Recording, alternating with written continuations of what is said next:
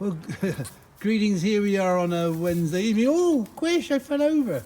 And myself and Caroline, we've just witnessed two new kids joining us. So Maisie, over on the left, has delivered this little kid, female, little girl. And round here somewhere, sorry, I'm using a torchlight here. We've got another little one who's just been born. And he's just trying to get up. So well done, Mum. This is Mum. This is Mum. And this is a little one.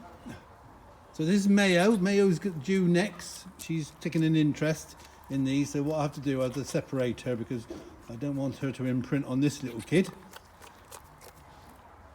And yeah, what a cutie. This one is Caroline's little kid. I'm sure Caroline will come up with a very good name for this one. And my daughter Cara will be able to name this one.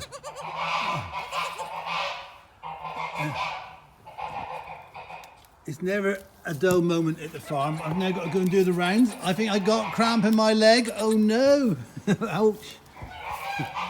But for me, our little kids,